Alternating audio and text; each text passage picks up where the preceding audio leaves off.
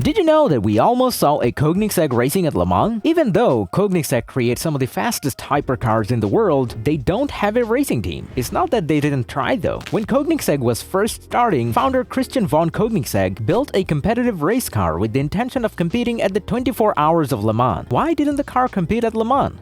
And will Koenigsegg ever try again? Koenigsegg created a race car in 2007 that complied with the FIA GT1 regulations and was completely operational. The race car, known as the CCGT, was very similar to the CCR, Koenigsegg's second commercial model. However, its origins may be traced much further back to the CC, the original prototype that Koenigsegg made. According to a Koenigsegg corporate blog post, both the original CC and the race car it gave rise to were made to precisely match the GT1 regulations.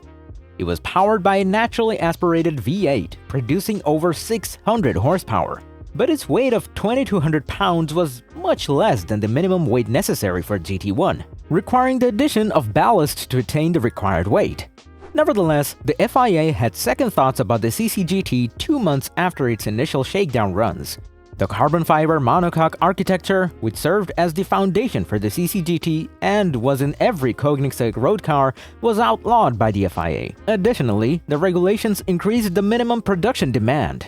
In the past, in order for a car maker to be allowed to race, it had to build a total of 20 street-legal copies of that model. That number increased to 350 vehicles annually after the 2007 rules, which was unachievable for a small car maker like Koenigsegg.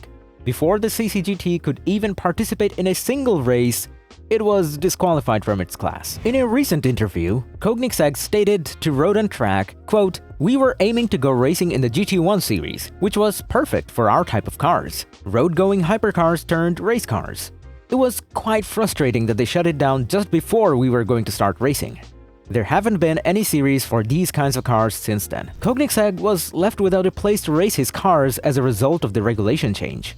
In contrast to Koenigsegg's vehicles, which at the time sold for well over $500,000 apiece, quote, "Even if we would be allowed to go to the highest level of GT racing, we would be competing against Porsche 911s and Ferrari 488s, sports cars constructed to drastically different performance goals." Koenigsegg was concerned that his vehicles would be completely downgraded through balance of performance via restrictors, because we are not supposed to be any faster, even if he had intended to participate in such a class.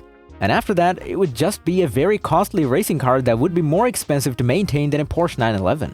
Quote, "Because of the performance restrictors, we may even lose against a 911, even though in actuality they are quite different cars. That's not logical at all." Therefore, Koenigsegg's hopes of racing were crushed in 2007 before they could happen. However, what about right now?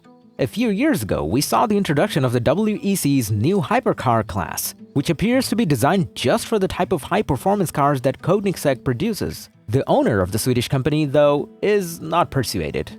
Quote, "Of course, they started this hypercar series at Le Mans, but in the end, it turned out to be some kind of LMP car again. So it's just a new name for the same kind of thing, more or less." Does Koenigsegg intend to race in the future?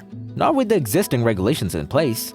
Quote, "I believe the other option is to construct a Le Mans prototype, which isn't very enticing and has little to do with our road vehicles.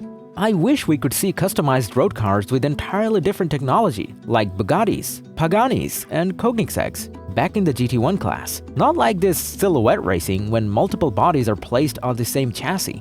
Given the cost of these automobiles, it would undoubtedly be a costly series, but we could always add to what we already have. If you are really affluent, everyone may display items that you could truly purchase. We would like that.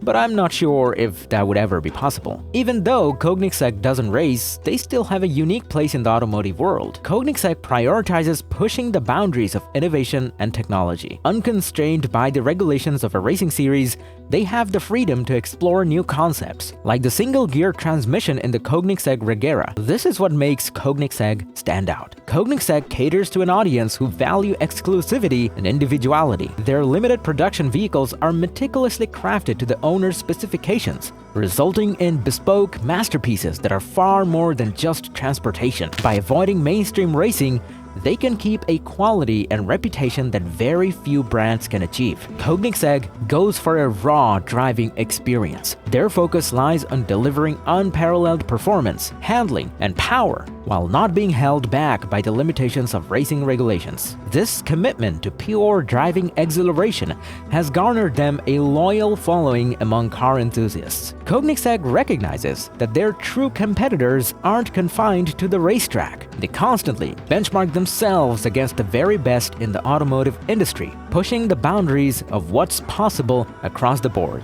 This broader perspective fuels their relentless innovation and ensures they remain at the forefront of automotive excellence.